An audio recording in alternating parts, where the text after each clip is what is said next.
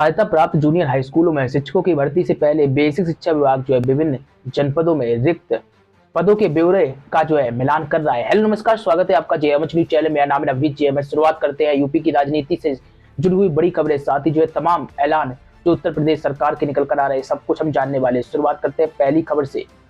दरअसल सहायता प्राप्त एडेड जूनियर हाई स्कूलों में शिक्षकों की भर्ती से पहले बेसिक शिक्षा विभाग विभिन्न जनपदों में रिक्त पदों के ब्यौरे का मिलान कर रहा है।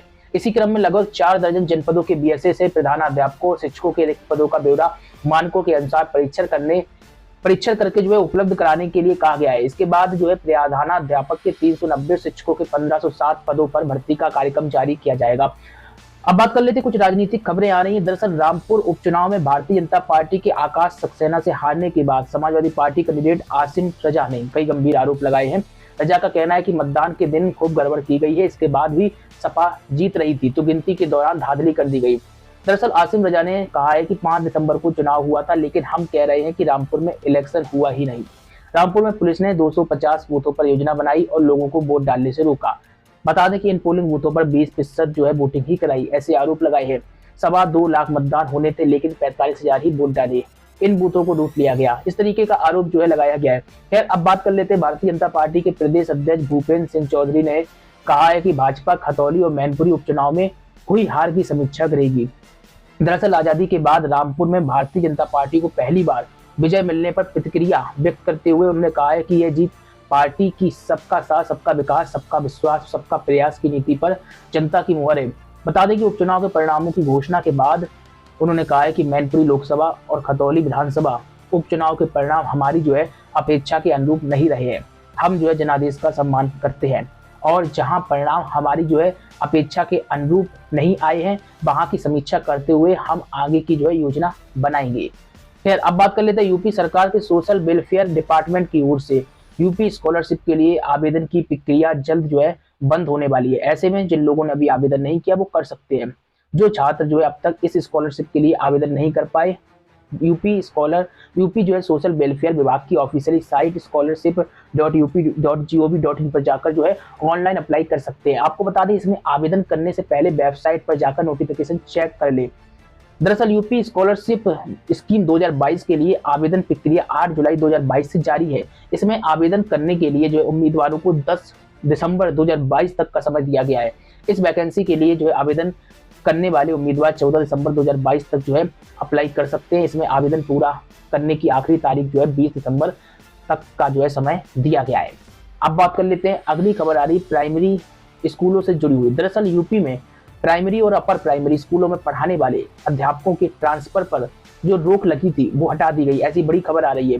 यूपी के बेसिक शिक्षा परिषद ने इसकी जानकारी दी है। पहले नियम के मुताबिक अंतर जनपदीय यानी कि एक से दूसरे जनपद में ट्रांसफर पर पाबंदी लगा दी गई थी।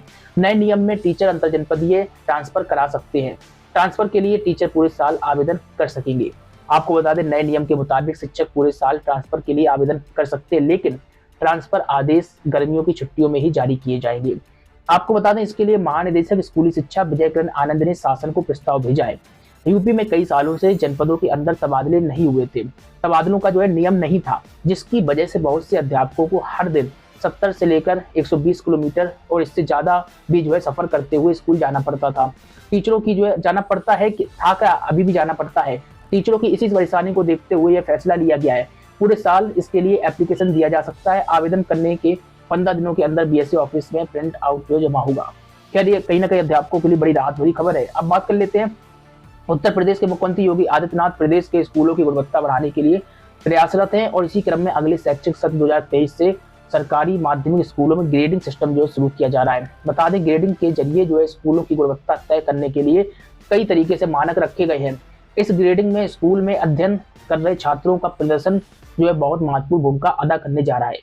अब बात कर लेते हैं, यूपी जो है पब्लिक सर्विस कमीशन यानी कि उत्तर प्रदेश लोक सेवा आयोग ने यूपीपीएससी माइंस इंस्पेक्टर भर्ती परीक्षा का एडमिट कार्ड जो है जारी कर दिया गया है। आयोग ने यह एडमिट कार्ड माइंस इंस्पेक्टर पद की जो है प्रिलिमिनरी एग्जामिनेशन यानी कि प्रारंभिक परीक्षा के लिए जारी किया है।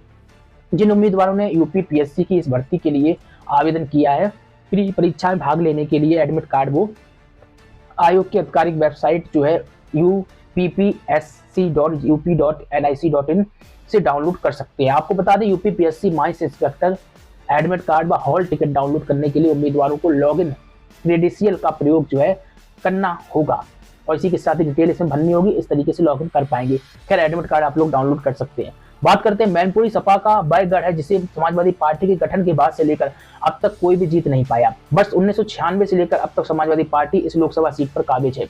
उपचुनाव भले ही नेताजी मुलायम सिंह यादव के बिना लड़ा गया हो, लेकिन समाजवादी पार्टी ने इस चुनाव को नेताजी के नाम पर ही लड़ा था।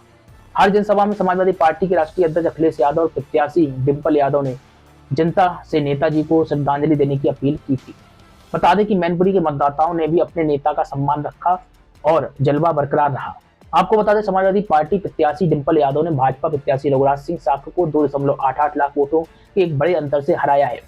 डिम्पल ने जो है समाजवादी पार्टी के राष्ट्रीय अध्यक्ष जो अखिलेश यादव के साथ मतगणना स्थल पर पहुंचकर जीत का प्रमाण पत्र भी लिया है। ये हम आपको तस्वीर भी दिखा रहे हैं। अब बात कर लेते हैं रामपुर विधानसभा सीट को लेकर क्या अपडेट थी। दरअसल रामपुर विधानसभा सीट पर हुए उपचुनाव का नतीजा आया। आजम खान के गढ़ कहे जाने वाले रामपुर में बीजेपी ने समाजवादी पार्टी को 33,000 से अधिक वोटों से हराया।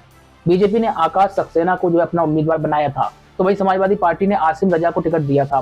बीजेपी उम्मीदवार आकाश सक्सेना ने जीत दर्ज करने के बाद कहा कि हिंदू मुस्लिम दोनों ने मुझे वोट दिया। समाजवादी पार्टी बेबुनियाद जो है आरोप लगा रही है। अभी हमने थोड़ी देर पहले आपको आसिम रजा का बयान बताया था। आपको बता दें इसी के साथ ही जीते हुए प्रत्याशी ने कहा कि हम रोजगार पैदा करने के लिए रामपुर के उद्योगों की प्रगति के लिए काम करेंगे। खैर अब बात कर लेते हैं गुजरात और हिमाचल प्रदेश के भी नतीजे आए हैं। गुजरात और हिमाचल प्रदेश के चुनाव के नतीजे में आपको बता दें गुजरात में भारतीय जनता पार्टी को बम्पर जीत मिली, तो वही हिमाचल प्रदेश में कांग्रेस ने बीजेपी से सत्ता छीन ली है। गुजरात में बीजेपी को 156 सीटें मिली, तो वहीं कांग्रेस को सिर्फ 17 सीटों से संतोष करना पड़ा। इसी के साथ ही 1960 से गुजरात में विधानसभा चुनाव हो रहे हैं, लेकिन अब तक के चुनावी इतिहास में कांग्रेस का प्रदर्शन जो है कभी इतना खराब नहीं रहा जो इस बार रहा। गुजरात में आम आदमी पार्टी को 5 सीटें मिली, वहीं समाजवादी पार्टी ने भी 1 सीट जीती है। इसी के साथ ही जो 3 सीटों पर निर्दलीय उम्मीदवार जीते हैं। इस तरीके से वहीं अब चलते हिमाचल प्रदेश। हिमाचल प्रदेश में भाजपा को जो मोटी खानी पड़ी। हिमाचल प्रदेश में कांग्रेस को 40 सीटें मिली हैं। इसी के साथ ही ये पक्का हो चुका है कि राज्य में कांग्रेस की सरकार ही बनेगी। हिमाचल में बीजेपी को 25 सीटों पर संतोष करना पड़ा। वहीं निर्दलीय 3 उम्मीदवार भी जो है जीते। वहीं आम आदमी पार्टी का यहाँ पर खाता ही नहीं खुला। आपको बता दें अरविंद केजरीवाल ने हिमाचल प्रदेश गुजरात में सभी जगह सभाएं की थी। अब बात कर लेते हैं सीएम योगी ने ट्वीट करते हुए मैनपुरी रामपुर और खतौली उपचुनाव में विजयी सभी प्रत्याशियों को हार्दिक बधाई दी है। भारतीय जनता पार्टी ने रामपुर की सीट पर पहली बार विजय प्राप्त की है। इसके लिए श्री आकाश सक्सेना समेत रामपुर के सभी कार्यकर्ताओं को बधाई एवं जनता जनार्दन के प्रति आभार व्यक्त करता हूँ। इस तरीके का मैसेज जो हम आपको दिखा रहे हैं सीएम योगी ने किया है। खैर बाकी आपकी क्या प्रतिक्रिया है कमेंट बॉक्स में रखिए। वहीं आपको बता दें आज जो है सीएम योगी आदित्यनाथ कानपुर में होंगे। मुख्यमंत्री जो है आपको बता दें कानपुर के BSSD कॉलेज मैदान में प्रबुद्ध सम्मेलन में शिरकत करेंगे। इस दौरान 330 करोड़ रुपए की परियोजनाओं का यानी कि 258 विकास कार्यों का जो है लोकार्पण एवं शिलान्यास भी किया जाएगा। इसके लिए मैदान में 258 पत्थर लगाए गए हैं। इसमें 144 करोड़ से हुए 102 कार्यों का शिलान्यास होगा। वहीं 186 करोड़ से 156 कार्यों का लोकार्पण भी किया जाएगा। तो कानपुर वासियों के लिए बड़ी अच्छी सौगात आज सीएम देंगे। इसी के साथ ही अब बात कर लेते हैं मैनपुरी उपचुनाव का फाइनल रिजल्ट आने से पहले यूपी की राजनीति में एक बड़ा टर्निंग पॉइंट आया। आपको बता दें शिवपाल सिंह यादव की प्रेसपा का जो है समाजवादी पार्टी में विलय हो गया है। इस दौरान जो अखिलेश यादव चाचा शिवपाल सिंह यादव एक साथ नजर आए हैं। ये तस्वीर भी हम आपको दिखा रहे हैं। मैनपुरी उपचुनाव में मिली जीत के बाद शिवपाल ने अपनी 4 वर्ष पुरानी पार्टी प्रेसपा जो है इसका विलय सपा में कर दिया और कहीं ना कहीं जो है मन मुटाव दूर होता हुआ भी नजर आया। इसके साथ ही जो है अब उम्मीद की जा रही है कि शिवपाल फिर सपा में बड़ी भूमिका में नजर आ सकते हैं। उन्हें शीघ्र ही अखिलेश पार्टी में बड़ी जिम्मेदारी भी दे सकते हैं। बता दें कि 2017 के विधानसभा चुनाव से पहले समाजवादी पार्टी में वर्चस्व को लेकर संघर्ष शुरू हुआ था और इसी के बाद शिवपाल ने वर्ष 2018 में प्रेसपा बना ली थी। वर्ष 2019 के लोकसभा चुनाव में शिवपाल की पार्टी को आयोग ने आपको बता दें चाबी चुनाव चिन्ह आवंटित किया था। अब जो है समाजवादी पार्टी में प्रेसपा का विलय हो गया है, तो निश्चित तौर पर सपा में एक बड़ी भूमिका में शिवपाल सिंह यादव नजर आएंगे। खैर जो भविष्य होगा वो तो हम आपको बताएंगे ही। जेएमएच न्यूज चैनल पर पहली बार आए तो सब्सक्राइब करिए, लाइक और शेयर करना मत भूलिए। कोई प्रतिक्रिया तो कमेंट बॉक्स में रखिए। इसी के साथ ही फेसबुक पर अगर आप इस नॉन स्टॉप को देख रहे हैं तो फेसबुक पेज को लाइक और फॉलो कर लीजिए ताकि आपको इसी तरीके से खबरें मिलती रहें। नमस्कार।